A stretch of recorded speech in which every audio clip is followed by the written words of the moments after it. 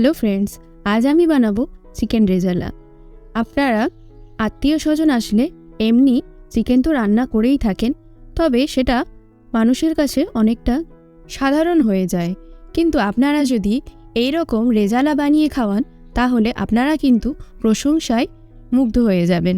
আমি এখানে নিয়েছি 500 গ্রাম চিকেন, আর তাতে দিয়ে দিচ্ছি 1 কাপ পরিমাণ ফেটিয়ে রাখা টক দই, আর দেব 2 চামচ আদা রসুন বাটা, আর দিচ্ছি 1 চামচ কাঁচা লঙ্কা বাটা, আর দেব সামান্য গোলমরিচের গুঁড়ো আর স্বাদ মতো লবণ, আর দিচ্ছি 1 চামচ বাটার দিয়ে ভালোভাবে এটাকে সময় নিয়ে আমি ম্যারিনেট করে রাখছি আধ ঘন্টার মতো। ফিরে আসলাম আধ ঘন্টা পর। তারপর আমি একটি প্যানকে ওভেনে বসিয়ে তাতে দিয়ে দিয়েছি সামান্য সাদা তেল, আর দিচ্ছি 1 চামচ ঘি। তারপর এতে দিয়ে দিচ্ছি 4টে শুকনো লঙ্কা। শুকনো লঙ্কাটা থেকে ঝালটাও বার হয় আর গন্ধটাও কিন্তু খুব সুন্দর আসে। তারপর আমি দিচ্ছি এতে 8 থেকে 10টা গোলমরিচ, তারপর দিচ্ছি 4টে এলাচ, 2টো দারচিনি আর 2টো লং দিয়ে ভালোভাবে এটাকে তেলের সঙ্গে নেড়ে নিয়ে আমি 2টো বড় সাইজের পেঁয়াজ পেস্ট করে রাখা এতে দিয়ে দিলাম।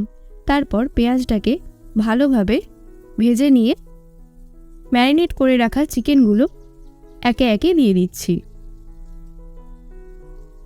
তারপর চিকেনটাকে সামান্য কষিয়ে নেব। কষানো হয়ে গেলে পারে ম্যারিনেট করে রাখা যে গ্রেভিটা ছিল সেটা আমি দিয়ে দিলাম। দিয়ে এটাকে আমরা 5 থেকে 8 মিনিট ঢেকে একটু কুক হতে দেব। তারপর এটার ঢাকাটা খুলে আমি কিছুক্ষণ আরও কষিয়ে নিচ্ছি। তারপর আমি দিয়ে দিচ্ছি 6 থেকে 7টা কাজু বাটা ও পোস্ত বাটা। 1 চামচ পোস্ত নিয়েছি, বেশি নিইনি।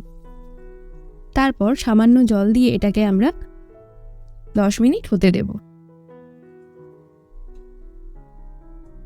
ফিরে আসলাম 10 মিনিট পর।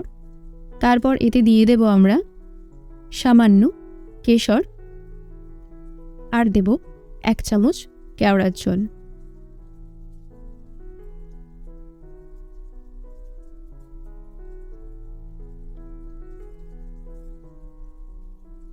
দিয়ে আমি ঢেকে দিলাম। এবার আমরা ওভেনটা অফ করে দেব। দেখুন আমাদের চিকেন রেজালাটা কতটা সুন্দর হয়েছে দেখতে, খেতেও কিন্তু অসাধারণ হয়েছিল। আপনারা বাড়িতে অবশ্যই একবার ট্রাই করবেন। আর ধন্যবাদ বন্ধুরা পুরো ভিডিওটা দেখার জন্য। লাইক, কমেন্ট, শেয়ার করতে ভুলবেন না। অতি অবশ্যই সাবস্ক্রাইব করবেন।